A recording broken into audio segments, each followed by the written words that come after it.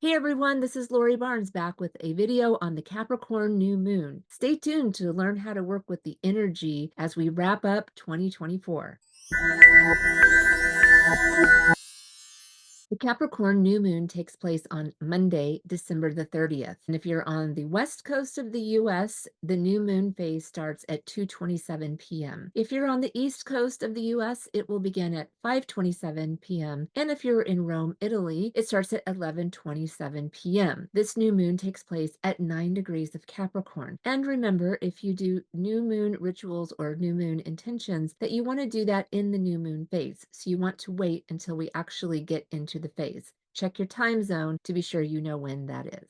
Some of the Capricorn keywords that we'll be working with at the new moon are ambitious, responsible, disciplined, reliable, tenacious, like the goat that climbs the mountain, right? That doesn't stop. Capricorn is known for having integrity. This sign really values structure and order. It's a very determined sign. The sign of Capricorn is an earth element. This brings in sensuality. All earth signs have sensuality in common. It is fact-focused and practical. Capricorn is the modality of cardinal. It is action-oriented. And so this brings in a combination of focus, effort, and determination. This sign can be very pragmatic and focused. The nature of Capricorn is to be strategic and resilient. Like every sign, Capricorn has its challenges, its shadow side. So on that end of the axis, you can find rigidity, coldness, demanding, being a demanding sign. On its shadow side, Capricorn can be distant or controlling, ruthless, miserly, materialistic, and insensitive. And the psychological need of Capricorn is to have structure, organization,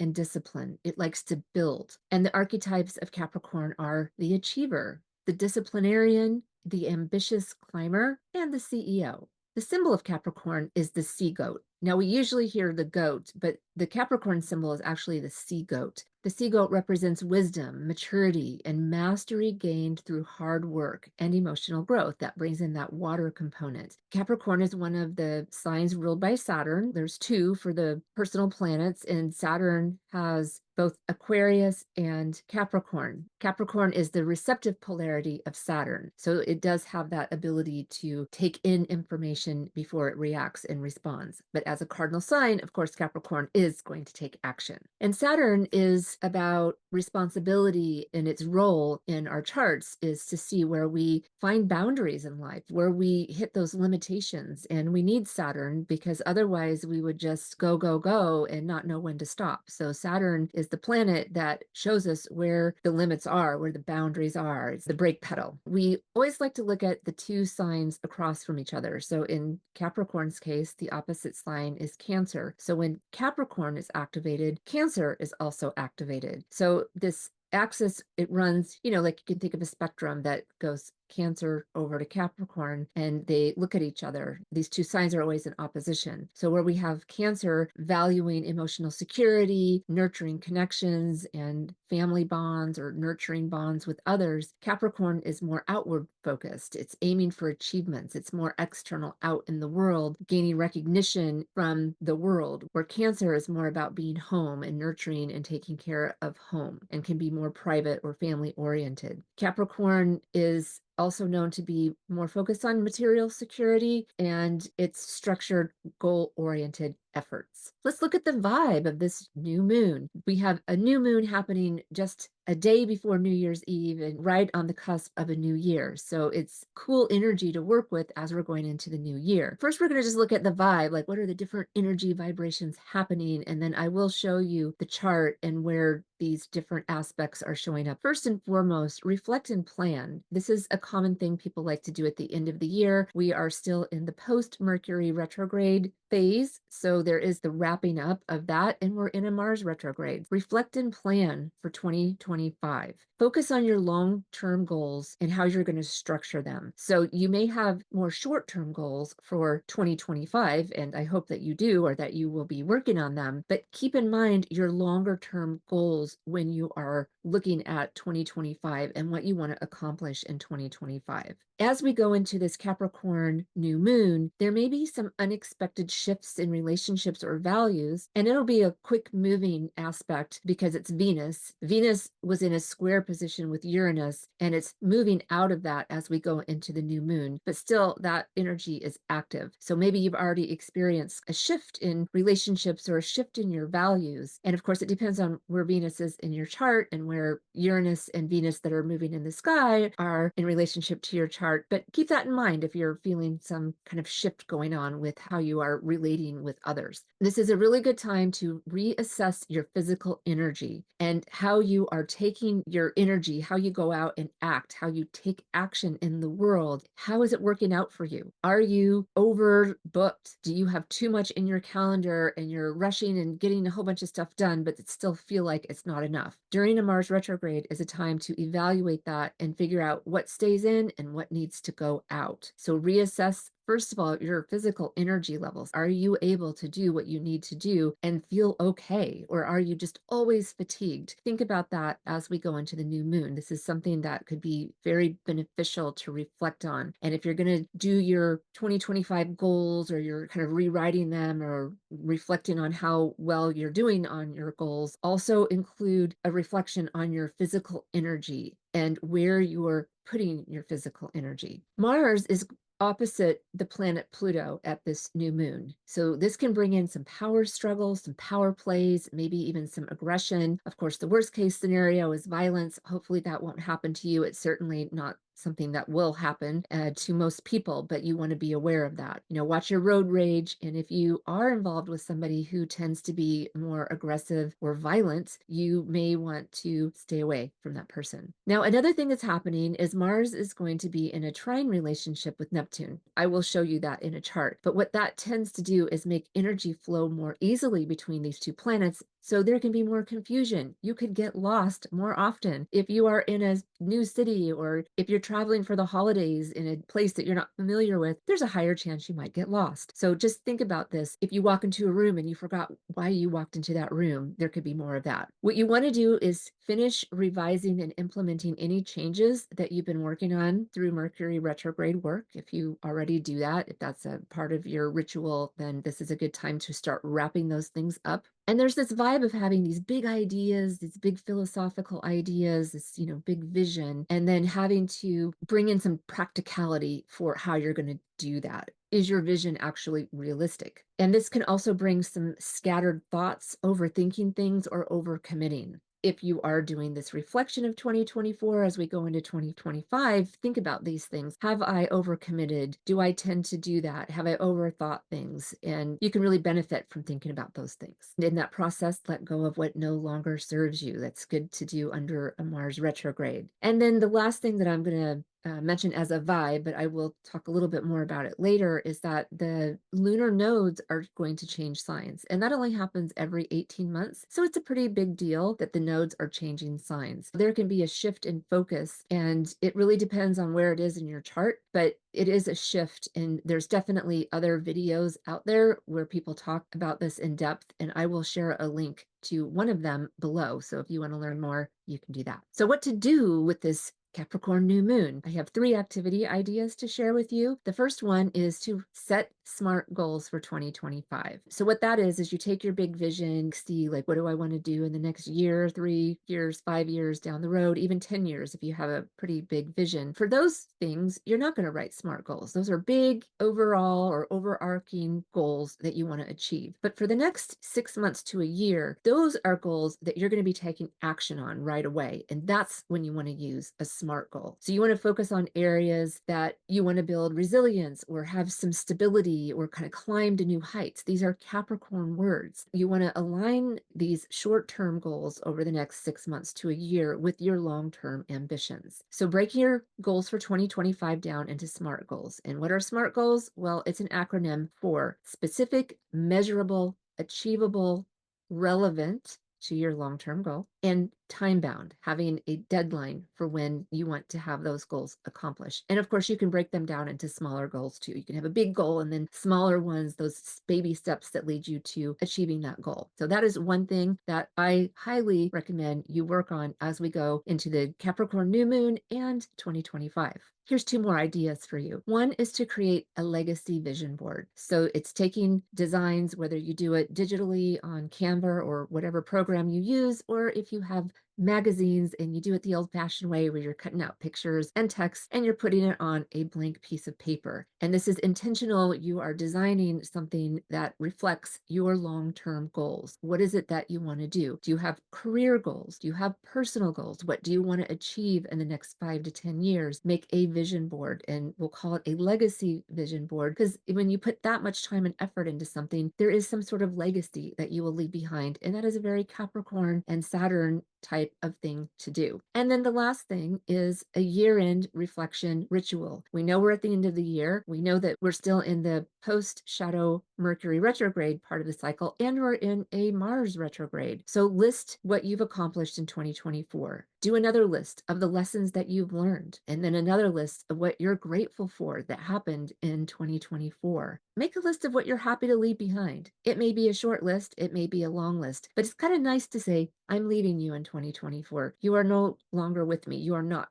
coming with me into 2025. I do this every year. And my experience is that it's very therapeutic. It's a wonderful process to go through. And once you do this a few years, or you make it like a regular thing, you can go back and read what you've done in previous years, because it can be very enlightening. Now we're going to look at the chart of the new moon. There will not be houses here, nor will there be the ascendant, descendant, midheaven, or nadir, because it depends on where you live. If you want to see the new moon chart in your location, you will have to pull that up using astrology software.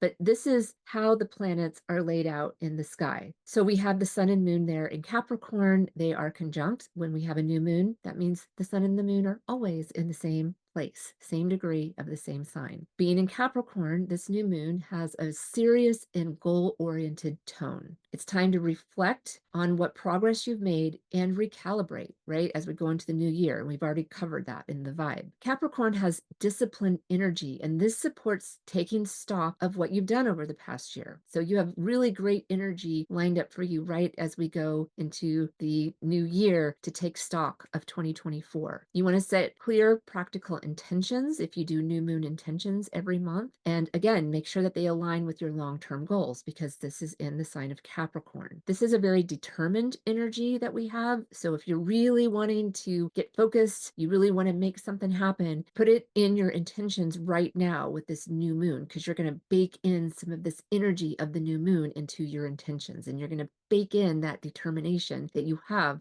for making something happen. It's a good time to reaffirm your commitments or develop new strategies. Maybe what you have committed to isn't working for you any longer. So that is something to do under the new moon. And then quiet reflection. A new moon is always the dark time of the month when we don't see the moon's light as it ends one phase and begins the next one. So it is a good time to just take a little bit of rest, clear your head, so that you can develop your strategy for what comes next. As we move into the Capricorn new moon, we have Venus in a square position with Uranus. A square is a tension type of relationship. However, Venus is moving away from Uranus, and it moves much faster than Uranus. So this isn't going to last very long. And actually, the more potent time of this relationship happened before the new moon, but it is still active as we go into the new moon. So just be aware that this is the type of tension that can spark unexpected or unusual encounters with others. It can happen in your relationship, it can happen with strangers, it can happen at work. There's no rules, it's just going to involve others. So be aware of that, and if that's already happened to you, you'll be like, ah, now I know why, but it's going to pass pretty quickly. Venus in Aquarius very much values freedom and having individuality. Uranus is in Taurus, which is a very grounded sign. It's very different actually than the energy of Taurus, but Uranus has to express itself through Taurus. Through this process, Uranus has been in Taurus for years now, since 2016, I believe, that there's been this challenging of traditional structures. And of course, we see that in the news. But individually, you may experience some sort of challenge to the traditional way that you've done relationships. And if you're very traditional, or you are trying to kind of hold things in place and not have any change, this type of energy is going to be very disruptive, and it's going to say, but we do have to change. If you're the kind of person that loves change and you are constantly kind of like bringing new things, new relationships, or you're taking your relationships and you're constantly growing them, then you may really welcome this energy, or you may have seen kind of big shifts and things are exciting and new and fresh again. So there's no good or bad. It just depends on how you personally experience it. It's subjective experience. So as we know, we are at the end of the Mercury retrograde cycle. Mercury has already gone direct, but we are still in that post-shadow phase, which is going to go until January the 2nd. So we just have a little bit more time to wrap up your Mercury retrograde work. This retrograde was entirely in the sign of Sagittarius, and it had a flavor of creative problem solving. And so you hopefully have gained some insights during this retrograde, and you're now finalizing whatever work you've done. You're wrapping up any revisions, you're getting things into alignment, you are kind of like ready to move on to the new year with Mercury direct. If you want to know more about the topics that are likely to have come up for you, just look at the Sagittarius house of your chart. Do be aware that there could still be some communication and tech issues lingering, but they should be in the past now, and they are just wrapping up and will be over soon, and we'll be back to the normal tech issues that we deal with under Mercury retrograde. Here are the dates. If you want to see the whole cycle, you can take a screenshot if you'd like to get a copy of those dates. We have Mercury and Jupiter across from each other in an opposition, and both of them are in a square relationship with Saturn. That's called a T-square. This has been active since around mid-November because of the retrogrades. So normally this type of configuration wouldn't be in place for so long because Mercury would move past, make the T-square or make the opposition with Jupiter and square Saturn and then move along. But because Mercury's been retrograde, it's been lingering here, and Jupiter is also retrograde and also coming back and getting into aspect with Saturn. So we have had this T-square energy for a while. We've been able to work with this for a while. And if you've been watching my videos, you have heard about this T-square before. Jupiter is in Gemini, one of Mercury's signs, and Mercury is in Sagittarius, one of Jupiter's signs. So they're really happy to exchange energy because they're in each other's signs. It's called a mutual reception. And then you have Saturn over there at a right angle, a 90-degree, not exact, but you can see it's fairly close at making that tension square with both Jupiter and Mercury. Gemini, Sagittarius, Pisces are all mutable signs. So this is a mutable T-square. So what does all that mean? Well, we covered a lot of that in the vibe, but I wanted to show you the astrological chart so you can see what that is, especially if you're a student or you're an astrologer, then you want to see the chart. So what we have is big ideas and philosophical discussions, that's Jupiter, and then that opposition with Mercury. So it's visionary thinking and then rational execution. And how is the balance happening between those two things? There can be some scattered focus. That's especially because it's a mutable T-square. And then we have Jupiter and Mercury across from each other. So they could be scattering our focus. There can be like this overcommitment or overestimating what you can do. And this can lead to burnout. So that's one of the things that I really want you to watch out for. If you're feeling burned out as we go into the new year, really look at how you have committed your schedule. Where is all your energy going? And of course, we'll talk more about that when we get to the Mars retrograde, but both of these energies are happening at the same time. And you definitely want to have clear boundaries. That's really important. And that's where Saturn comes in. So we have Saturn in this square relationship, which could actually help ground some of this energy. So Saturn is like this mediator between the opposition between Mercury and Jupiter. And it really wants to bring some structure and discipline to this opposition. It wants to ground those lofty ideas. Now, Saturn in Pisces is going to be long-term goal oriented. It's going to have that visionary approach. You want to use that to look at the big picture and then bring it down to the realistic step-by-step process to actually get there. You need both the vision and then how are you going to execute that? A lot of people are good at one, but not at the other. But this energy is asking you to take all those things into consideration, not just like where you want to go, but how are you going to get there? And what are those steps going to look like? And that's when you can bring in those SMART goals, write up those goals using that acronym. So it's a really good time to brainstorm, but it is the type of energy that requires effort to turn those ideas into tangible results. You don't want to just leave them in your head, running around all these ideas, but then nothing happens. You have to actually do something. You have to take action. And we have Mars retrograde to help us with that. Mars does not go retrograde very often. It happens every 2 years. Mercury retrogrades 3 times a year.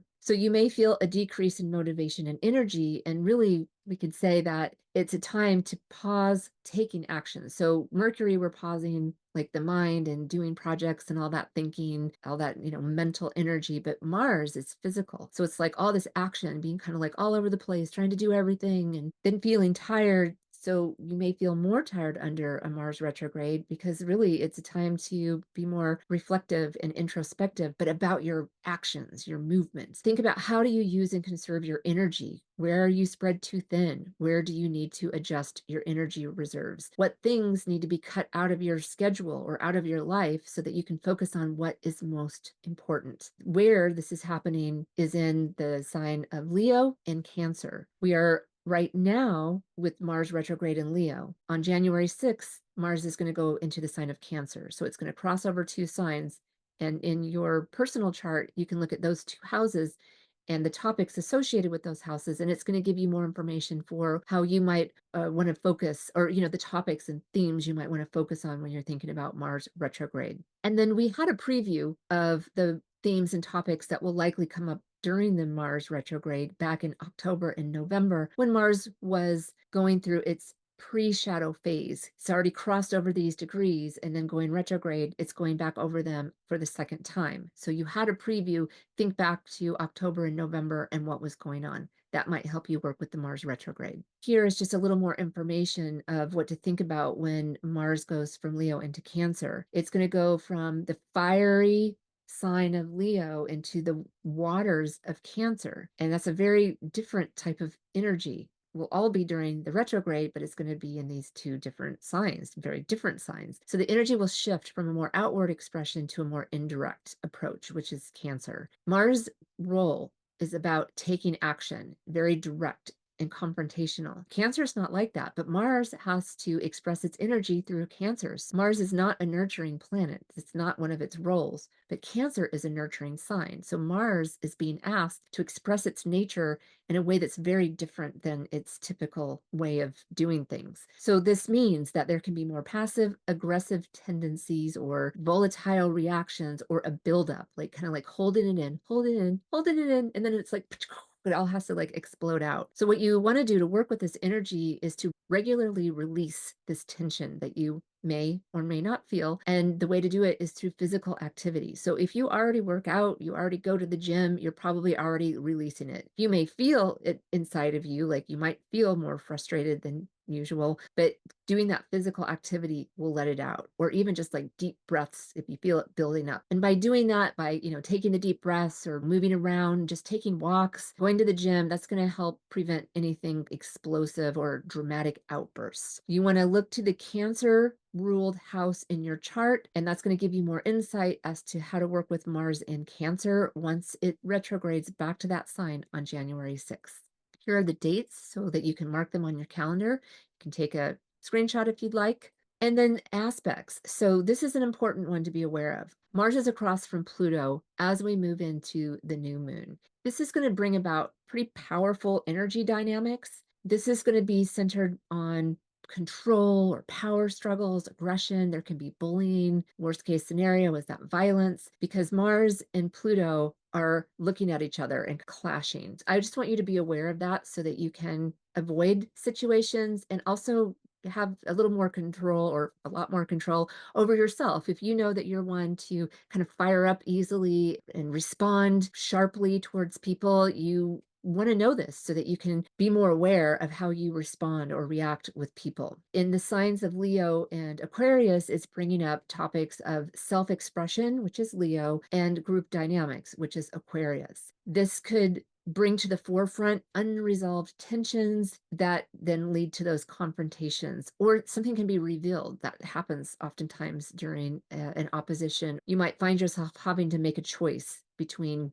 2 things, and it can be kind of like pushed on you where you feel like you don't have a choice, you have to make a decision, and maybe neither one is desirable by you. So there can be kind of a higher resonance of this energy by being able to recognize shared values and work with them collaboratively. And I have to say that there's probably not a whole lot of people in the world that are maybe ready to do that, to really open themselves to seeing somebody else's point of view. But that would be the higher use of it, is that when you're in a situation and your point of view is very different than the others, or somebody's doing something and you want to do it differently, or somebody's doing something that appears to be very self-focused and selfish, and you are trying to do something that's better for the collective good, like those are the kinds of things that could come up, and it can be very difficult to deal with that. Luckily, the energy is going to pass because Mars is going to go back into Cancer on January 6th. But we're going to have this pretty tense opposition up until Mars moves into Cancer, and then the relationship will be there, but it will be out of sign, so it kind of diffuses it a bit. And if you are one of those people who are empathic, like you feel other people's feelings, like just be aware. Maybe you want to energy shield yourself more than what you typically do, because if you're picking up on that, you might be feeling just like a lot of disturbance and uncomfortable feelings. So protect your energy field. That is my advice.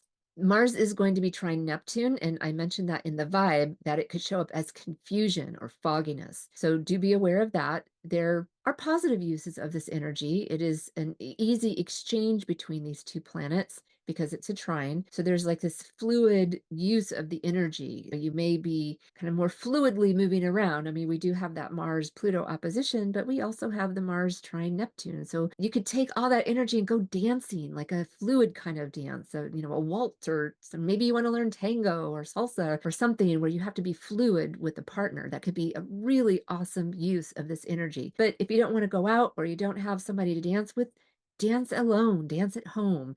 Just, move around, be fluid, let your arms go wherever they go, and be careful not to bump into things.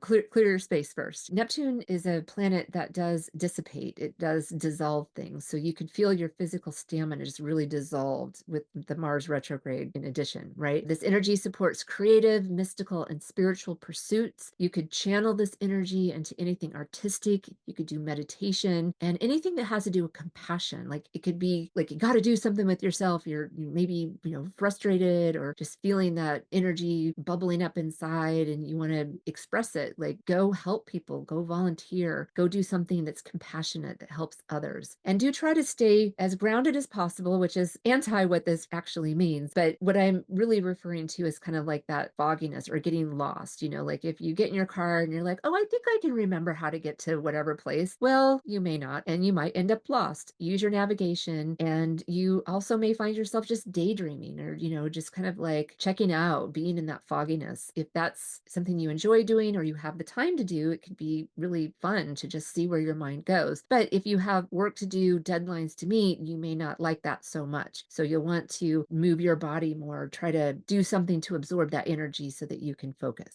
And then we have these nodes switching. This is such a big topic, I really can't cover it in this video, but I do want you to know on January 11th or 12th, depending on where you live, the lunar nodes are going to change signs. So there's a north node and a south node. The north node is in Aries and it's going to move into Pisces, and the south node is in Libra and it's going to move into Virgo, activating that Virgo Pisces axis. Aries Libra was like self-focused, Aries, and other focus, Libra, whereas Virgo Pisces is going to have a whole different flavor of expression. So we're going to be looking at how do we balance vision with practicality. So on a worldly theme, we probably will see these shifts over the next 18 months because that's how long it takes the nodes to go through a sign. And by the way, they move retrograde. They don't move forward through the signs like the planets do. They move retrograde. So on a worldly theme, we're looking at an increased awareness of how we as like the human race come together to see our broader vision of what we want to do, but then the practical, realistic, like how are we actually going to do this?